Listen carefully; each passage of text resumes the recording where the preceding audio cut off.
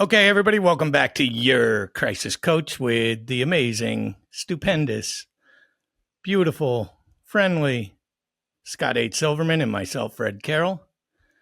Today we got a great guest, Scott. You're going to be very surprised. We got a great guest today.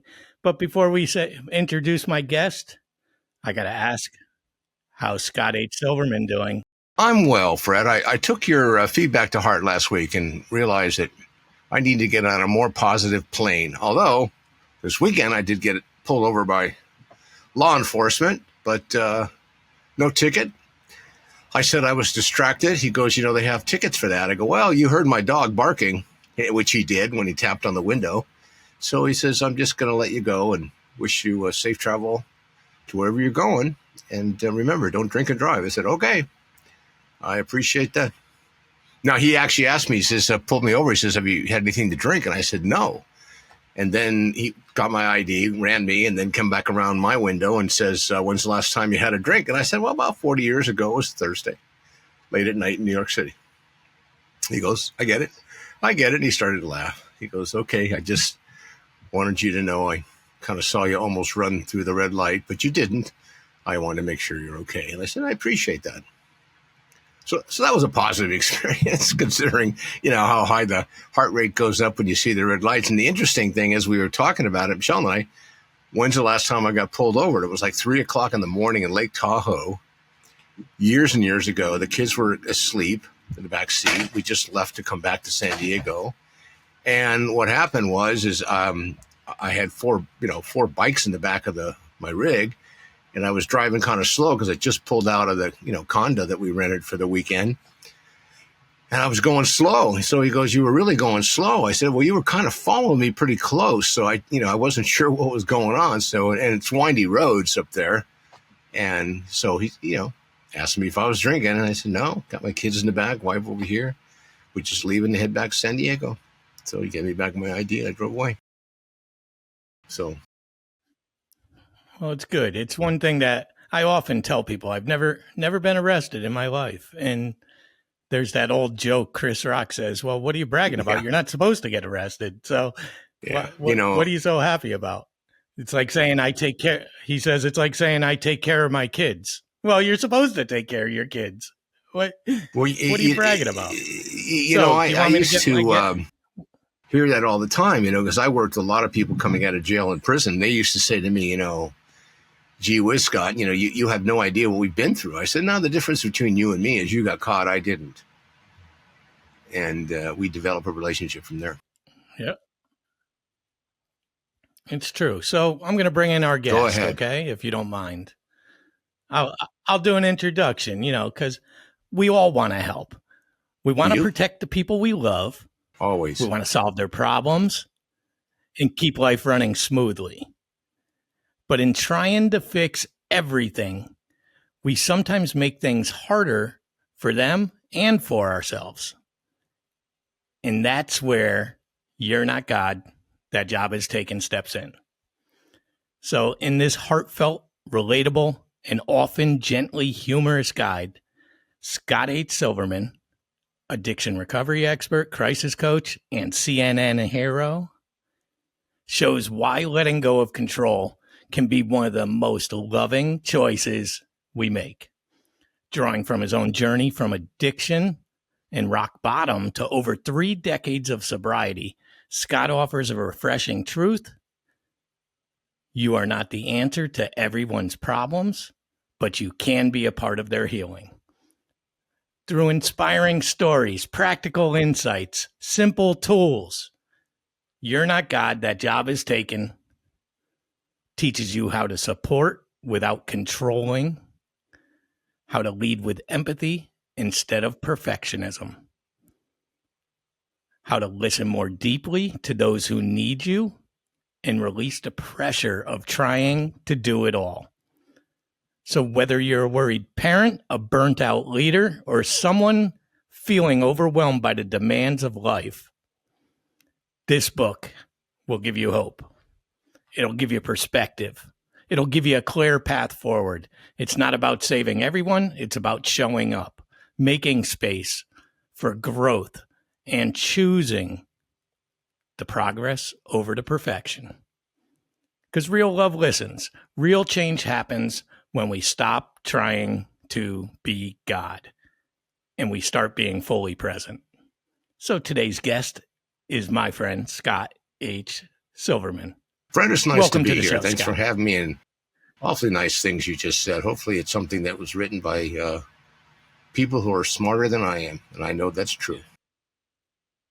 Yeah, it's on the back. It's on the back of your book. So that's It is. It is. That's No what doubt I read. about it, buddy. Here it is. I got one hard copy as a sample. I had to buy myself on Amazon to make sure everything was set up. So I will cherish that book. It happens. It happens. And I do feel very comfortable in announcing that everything I just read as I'm looking into the camera is on my brand new teleprompter that worked magnificently. Most people see me with glasses on, but my glasses are just for readers. My teleprompter's 10 feet away from me.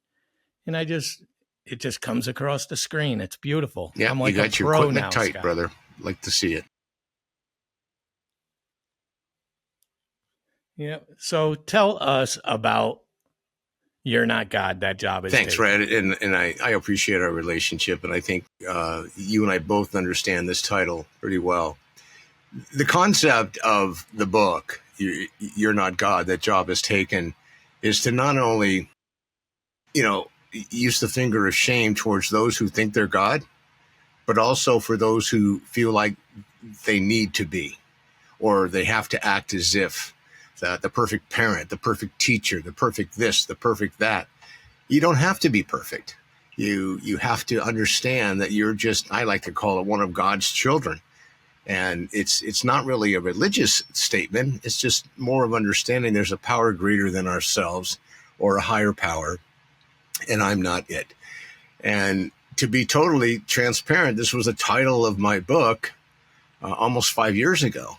And I pivoted and I created, the opioid epidemic because it was topical. And my co-writer said, you really need to go with that. And so I did. So this has really been on my heart for a long time. And what's interesting is I think today's environment is even more applicable with the title than it was, say, 5 years ago. So, the passion's been there. It's always been part of my journey. And this particular book, it's 78 pages. It's a short book for me.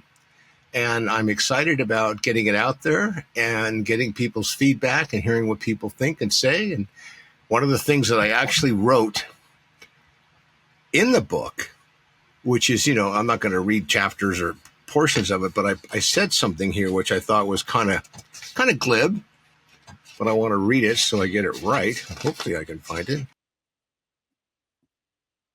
And it says that, anyway, I can't find it. I wrote, so anyway, but I know what it says. All you have to What do it is says is, if you think you're God, don't buy this book because you may not want to read it. But I think people will pick it up and they'll go, what? Yeah.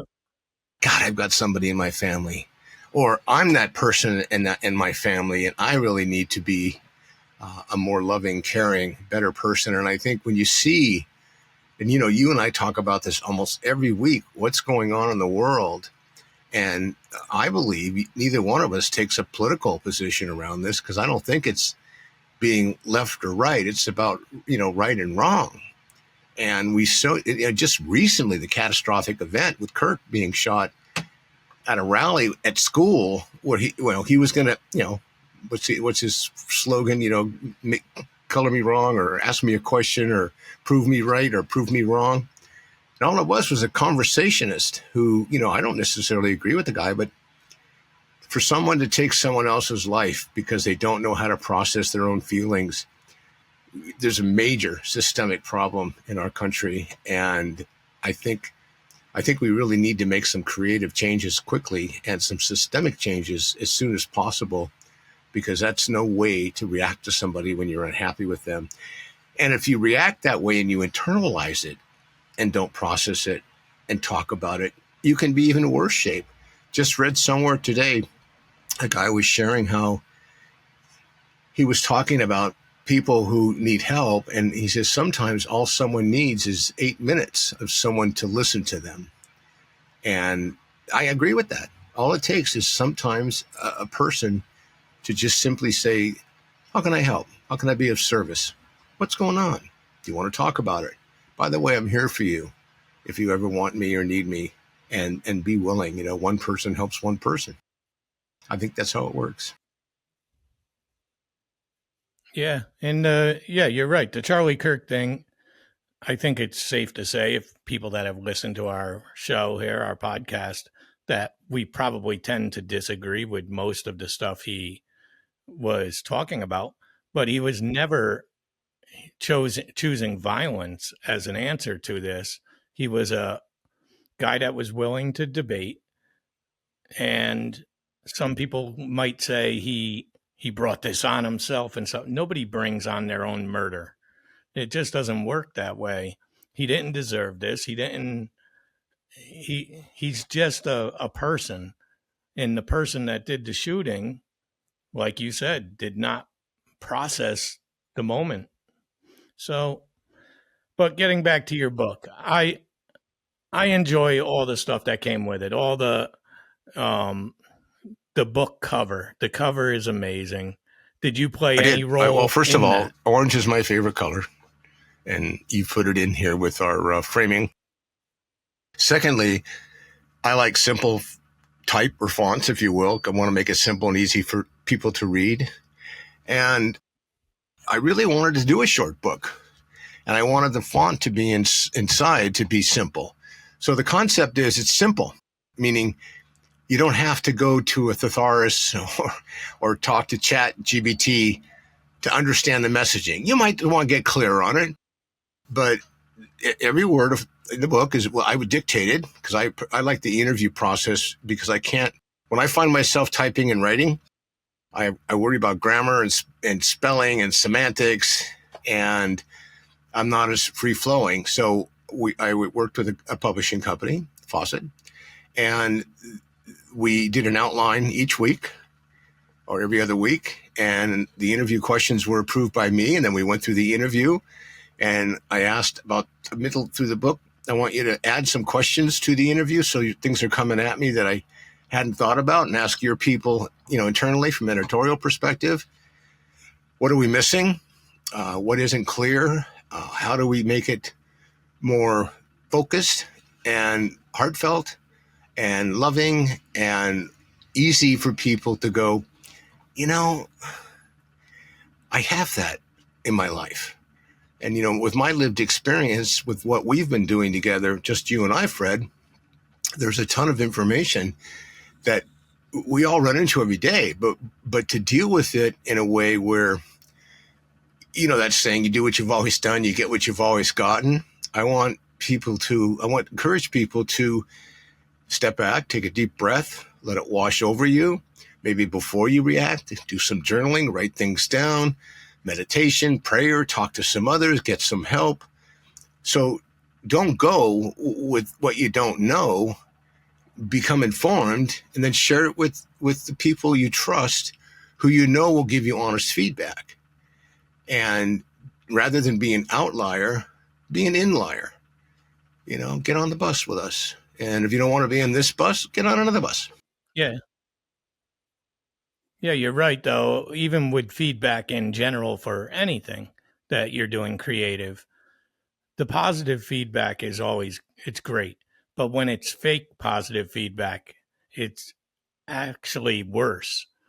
When it's just, oh, that's the best thing I've ever read. That's the best thing I ever saw, or any of that. You want honesty in your life. And that just comes down to everything from writing a book to baking a pie. It just, honesty just matters so much. But you're right. Since we've been doing this show, some of the lessons that you've pushed forward, and you just adapt. I adapt slowly, of course. You're my therapist in a way. But listening is one thing I've learned to do. Obviously, as a host of a podcast show, you have to listen. You do less talking and you let your guests talk. But also in life, I've been listening thinking, then doing. In other words, anything. If my daughter had something that I don't agree with, I don't just jump down her throat any longer. I let it soak in and I analyze it a little.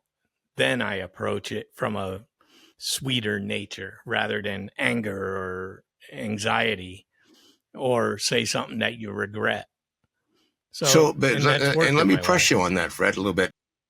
And by the way, you're my therapist too. I got a big nugget from you last week when you shared something about my projected negativity lately, and it has been kind of high. So I reflected on it, and I've thought about it, and I'm still thinking about it because I think of myself as a pretty positive person, but I feel like I have been projecting, negative things, and that's because there's stuff going on with me that I'm either not addressing or not working with or need to.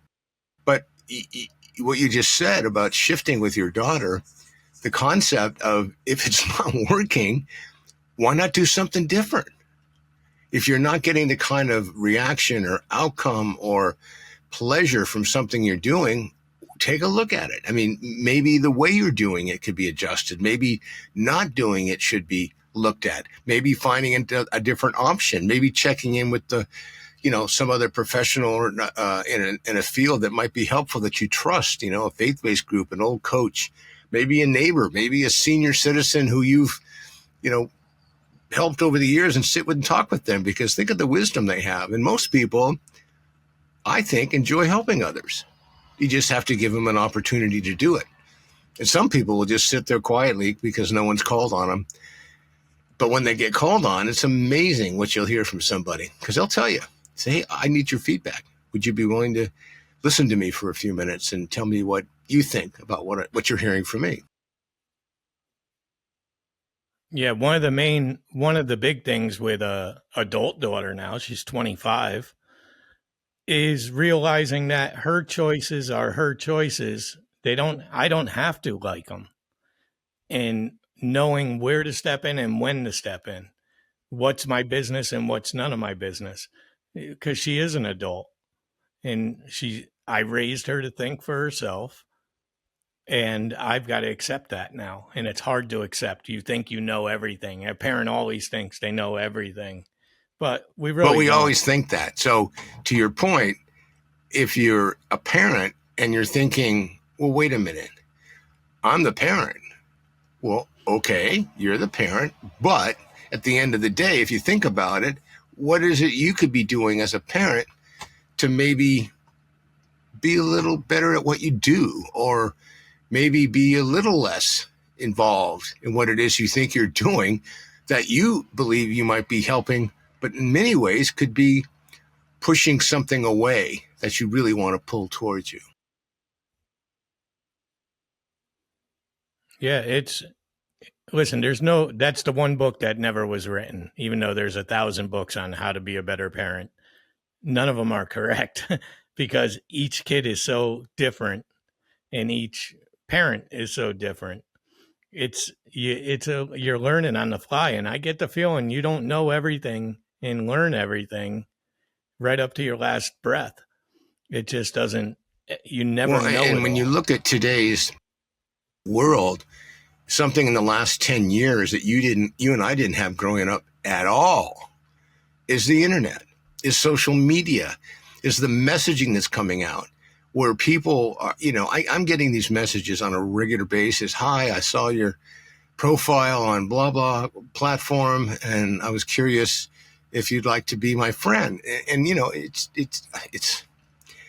it's amazing. I mean, it's almost twice a day now. And so I don't even bother to react or respond. It's some sort of robotic mechanism to distract you to do something, they want you to do, whatever it might be. Then, of course, with AI coming in now, we're going to see more and more of it. And kids who don't have filters, or kids who have only known, and then especially through COVID, you and I've talked about this a lot.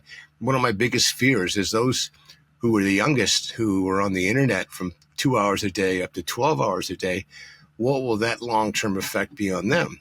Because they rely on the internet. They rely on social media. They don't do anything, it seems like, until one of their influencers either suggests they do it, or their friends who are talking to other influencers who may not have their best interest at heart are telling them to do something that they may not do and might be marginal, and it might contradict what the parent has to say, and the parent's not necessarily engaged to the level the child is of what they're actually hearing and seeing without sitting there, with another pair of headphones and listening to it as well. And that's another thing. Most kids have earpieces in, so the parents can't even really hear what's going on. Well, even when the kid's sitting next to them in a plane or even a cart at the grocery store, your little 3-year-old has got these little earphones on and they're playing on their iPad. And normally it's a game, but who knows? Get to 4 or 5, all of a sudden they're on the dark web because somebody sent them a link and they just clicked on it. And now they've got an influencer that they never would have bumped into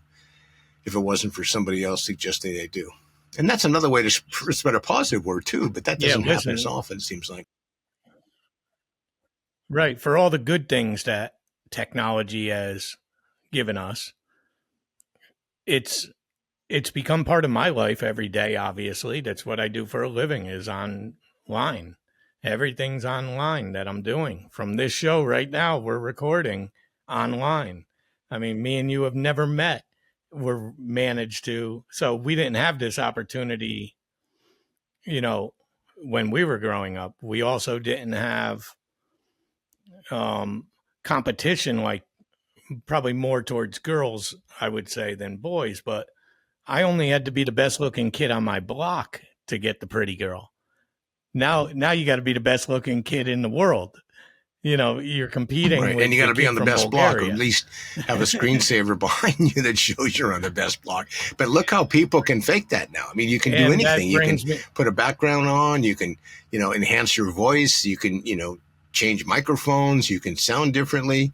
But most of it for kids, it seems like it's texting. It's, it's the messaging that's coming out of the brain to the fingers. And, and there are people who have actually fallen in love with each other over the internet. And in many cases, may not have spent much time talking because they're in indiscreet environments and it's either not safe, or they don't want to get in trouble, or they don't want someone eavesdropping, or they don't want someone to think they're doing something, that they don't want them to do. So they keep it quiet, they do it clandestinely, and they build great relationships. And I would think from a positive perspective, if we could really develop that common sense platform, what a great way. I mean, imagine, some of these kids who have spent so much time, and I say kids, adults too, that spent so much time isolated, and then they develop these friends online who may or may not be real. And now with chat, GBT, I just did an interview about that kid who took his own life because he developed a relationship with chat and was asking about suicide and the best way to do it. And somehow it came together, and he had the information and the tools he needed, and he took his own life. I believe he was 19 here out of Orange County, Southern California. So those kind of things, how do you guard against them? You have to empower people to know that making choices is important, but having informed information choices can be critical, and more so today than ever when you think about that. And the kid that's 22 that just shot Kirk, what was he thinking? What did he develop over time that caused him to make the conscious decision to go take someone else's life? Because it sounds like a lot of the ideology that he had and his family had was aligned, but something obviously triggered him. And how do you prevent that? It's a tough one. Yeah, listen, that's one thing I told people. I put a post up about how, let's just say the left is celebrating, like, oh, see, rubbing it in your face. He's one of you. And that's what I hate about the world today, that blame game on everything. How about we just all get together and say he wasn't a good person. If he fired a gun and killed somebody, he's a murderer. Who cares? I mean, why do we have to have a political tie to everything we do? Oh, he loves football. Oh, he must be. He prefers soccer. Oh, he must be. He likes this or dresses like that. So, I don't know if you saw this. I guess it was over the weekend. One of the hosts, I got a query today. I'm probably going to do an interview later this week about it. How the host suggested they were talking about homelessness, and a couple of personalities up there, and one of the hosts says, well, maybe we just need to, give them a lethal injection and or kill them. I mean, yeah, like they're garbage. But in their position on that platform as an influencer to make a statement like that, and I'll tell you something very interesting, Fred, that I haven't really shared very often, but it triggered it in my head. 25 years ago, maybe 30 years ago, I was at a planning meeting in downtown San Diego when homelessness was, just starting to become a real topic because they were in front of restaurants. It was hurting business. Nobody was picking up the trash. People were going to the bathroom outside. So this guy who's still in the business of helping homeless actually said, why don't we get on the roof with snipers and take them out? Like they're zombies. Well, the difference is a zombie has got some sort of poison. They've gone to an altered or different state of physical being. A homeless person may be suffering from a variety of different issues. I'm not even going to give labels.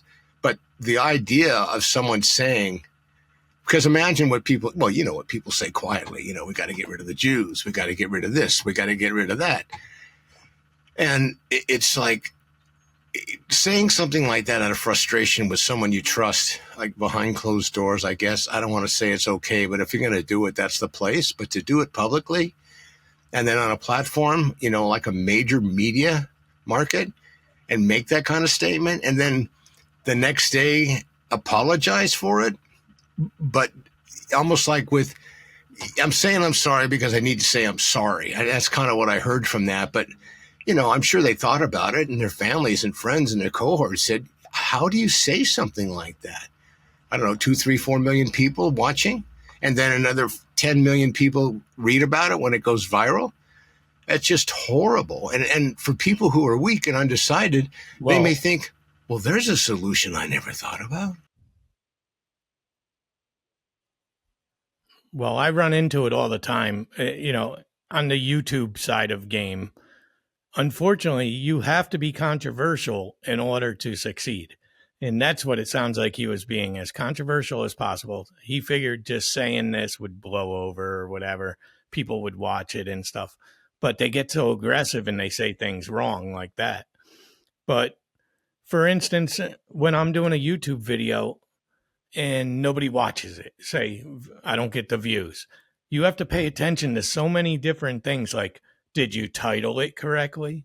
Imagine I have to put the right title perfectly. It's got to engage because these kids have 30 seconds of attention span. And then your thumbnail has to be perfect. It has to fit into all these, and they've got to be able to see it on their phone and make them press it. And it's got to be about somebody that's popular. And I'm like, well, my channel, especially the music one, I want to promote the ones that are forgotten. The ones that aren't popular, well, nobody clicks on those because they're all searching for, the big bands instead of these little bands. Nobody's key searching. So it's very confusing how to be successful online. Even our show, you would think from mental health and addiction recovery that it would be engaging. Unfortunately, people are using the internet more for entertainment purposes and less for stuff we talk about. Even though I think we're pretty entertaining from the way we go at each other and have fun, I don't think we take this too serious. We take the subject matter serious, but we're loosey-goosey on the air. So, I don't know. There's really no right way, wrong way, but that guy who said that, whether his apology was fake or legit, it doesn't matter. The apology is watched by 10% of the people that watched the actual video. And the other 90%, the shock factor or the surprise factor has already been burrowed into the brain. It's easy to piss people off. It's hard to make them happy. And that's why, it's interesting watching some of these comedians today that are working, I call it the audience participation piece. Instead of coming out with a whole dialogue, they go, hey, where are you from? Where'd you go to school? Who's that person next to you? Is that your lover? Is that your friend? Is that your mother? And that, there's a few of them now that have really got quite a following. And when they do something that looks like a misstep and someone reacts to it, that gets even more viral than maybe the event itself. So it is interesting how we're taking things in and then letting them go through our process, and then we're pushing them back out. And that's part of what the book was written about, is it's okay not to be okay. And if you're not okay, it's okay to ask for help. And if you're okay, it's okay to offer help, because we all need that. I mean, you called me your therapist, and I call you my therapist. And, you say things to me that a lot of people wouldn't normally say. And when I go to meetings every day, and people say stuff to me, but it's in chat on a one-on-one. A couple times they put it on everyone on chat, and it's gotten them in trouble. And then they ask me if what can I do to make this right? I said, look, you were just honest with me. You were just stupid, and you put it on everyone chat so everyone heard it. But I said there's a lot of truth to it, and I appreciate what you did. So you do what you think you need to do to be comfortable, because I can take feedback. I think it's important. When we stop taking feedback, that's when we're starting to get a little bit like, the God complex. I don't need to hear from anybody. I've got it together. And there's so many people right now in government, in my opinion, who think they are God. And they can do whatever they want to do, the way they want to do it, because no one's ever going to stop them. Just deny, where everyday people get in trouble. So. Well, I appreciate the reply there. And believe me, it's a blessing and a curse that, one, I say what comes to my mind. But when we're on the show like this, there's still an entertainment factor to it. And I could recognize I have some kind of gift that recognizes when I need to break up the seriousness and take it to the left, to the right, who the guest is and stuff. I try not to be inappropriate, but our relationship, yours and mine, is so unique and different that it's not one thing I don't got to worry about is you ever punching me in the jaw for saying something, because I've never seen you. So it's easy. Yeah, maybe I'm just being a keyboard physically warrior. in a safe place. You don't have to worry, nor do I. So as we wrap this up and get moving forward, where can right people now, find your the book? book is on Amazon. Just Google Scott A. Silverman, or go to the book itself. You're Not God, That Job Is Taken, by Scott H. Silverman. And in about 2 weeks, the end of September of 2025, it'll be on my website. But go to Amazon right now, get it there. And you can get it as an ebook. You can get it as an audio in a week. So get the book. It's a fast read. And, my contact, I put my phone number in there. Reach out, email me, call me. I love your feedback. Tell me what you love. Tell me what you don't love. And again, if you think you're God, don't buy the book. That's okay. The 20 or 30 people that I can think of that are God that aren't going to buy the book will have someone in their life that will buy it for them and give it to them, because they'll let them know, hey, it's okay. And I'm not naming names today, but you all kind of know in your community, in your family, in your political party, or your faith-based group, or your pickleball competition, or the golf course, or the tennis match, or Pilates, or yoga, or your favorite fast food restaurant. You know who the knuckleheads are in the room. And buy a couple books and maybe put it in front of them and see if you can strike up a conversation. Why not? So did you read the audio book? I had someone else do it. No. I'm trying to stay anonymous. Okay. Yeah, that's quite I've, all my books are audio books, and I've read them all and recorded them here in the studio. What a boring process to read. First of all, reading your own book is so boring, because all I do is analyze the hell out of it. Why'd I say it like this? I would have said it like this. There's even it there. So there's words in some of my books that I can't pronounce so well. So I change them in the audio version, because I got so frustrated reading it over and over. I could see myself reading a paragraph going, clicker. Well, if you ever find yourself breaking under the weight of trying to be perfect, I'm like, wait, what? Did I say that? So probably my Yeah. ADHD, maybe it's my lack of concentration because, I have an 8-second attention span. So, and this book was I could have done it, but then I'd have to set up, I don't know, a software, a way to do it. And I don't want to get involved with that kind of stuff. That's why you're producing the show and not me. But it was fun to put it together. It took a little longer than I thought.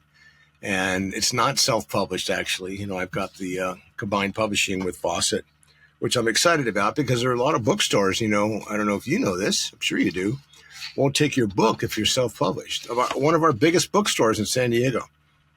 So Fawcett Publications is my publisher on this book because I want to see if it'll fit into the mainstream in a different way. And I'm going to try to do that.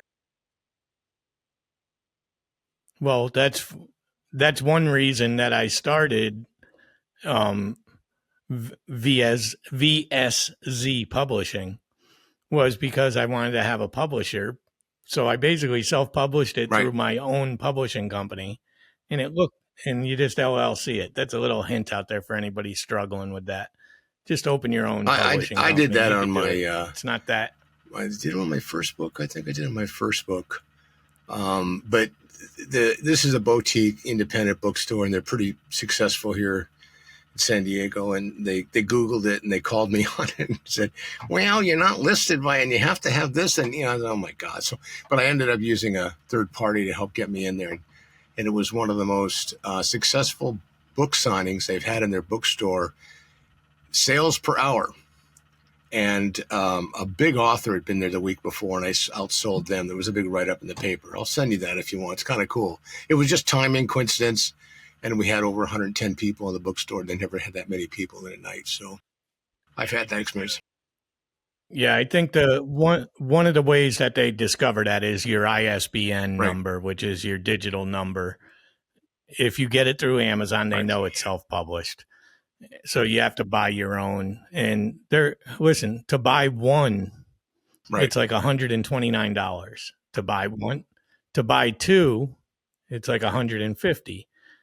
But if you buy 100 of them, it's like $1,000 or something like that. So I bought 100, and and they're good for a lifetime. So, and you just slap them on. But every version needs it. Softcover needs its own version. Hardcover needs its own version. Audiobook needs its own version. Reprints. So it's quite thing. So before we wrap this up, let me ask you your question. Is there anything I didn't ask you that you wish I asked you? That's a good question. And I don't get asked that question very often. I would say, and I thought a little about that for a second because I figured you'd probably try to twist me up on it. I would say, what is it you love most about your life? And my answer, well, you didn't ask me the question. What is it? I gave you the question. You have to set it up. Okay. What is the one thing you love really most in business, life, Fred? So I think I would say the thing that I love most about my life is being of service to others. Most gratifying, and also to my wife. I heard something, Charlie Kirk's wife the other day when she was reading a memorial, I guess, said that her husband asked her every day, "What can I do for you today?" And my wife, when she calls me, I try to answer the phone, "How can I make your day better?" It's mostly just to mess with her, but I mean it. And, half the time she says, "No, I wanted to remind you to this or that," which is just irritating. So I get off the phone. But that is it for me. It's being service to others, helping others, and hoping that people will call me before they think about hurting themselves. Well, you're right. Listen, service, it's a give and take. There is a give and take to it, and I consider what you and I do here as a service.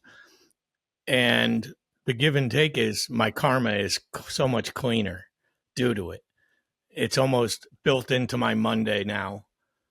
From 4 o'clock my time until 10 o'clock my time, it's all crisis coach related stuff. I do the whole production. And I found more positive than negative. Now, the negative when people hear, I'm so tired of it, and I've mentioned it before, but whenever I mention that I do a addiction recovery and mental health podcast, they automatically assume that I'm an addict or have an addicted past. And that's another thing we got to stop doing is prejudging people. Because I bet you if they lined you and me up next to each other and they got a 50-50 shot to pick the addict, I bet you they pick me more than you. They might. They might. I got the tattoo. I got the tattoos. They're going to prejudge off my look. You know, you're the elderly gentleman. Most people are going to, I mean, the smart ones are going to know I'm trying to trick them and go to you, but blind test, they're going to say me. And it is annoying because I don't have that past, but just because I want to help people that do have that past or future, why does that matter? And that's something Well, we got to why stop. why don't you flip it? Why Something we don't you gotta start say doing. what I do in my podcast is I help people, and then wait for people to ask, how do you help people? Then you can go from there. It's kind of like, I used to work with, I think, Yeah. this people coming out of jail and prison. And when you go for an interview, you don't tell people, hey, I'm on parole for 5 years and I no longer have to kill people for a living. So everything's different. How about I've been away for a while working for the state and I'm looking to reinvent myself. There are ways to frame it. And, but your point is, Right, be we shouldn't have to creative. pick our words all the Okay. time. We should be able to be ourselves and care about others and others pick up on it. That's right. Be yourself. Be yourself. Okay, so I want to thank you for joining My me pleasure. today on the show. Thank you for writing your book. We will put all the show notes below where you can buy the book. That is Scott H. Silverman. 619. What's your phone number, Scott? 993-2738. And I expect to get calls from a different group over the next 6 months as the book comes out. And I look forward to it. Good, good. Okay, so this is your crisis coach with Scott H. Silverman, but he's the guest today, and myself, Fredd Carroll, the main host today. And if nobody has told you they love you today, we love you, and we will talk to you again next week.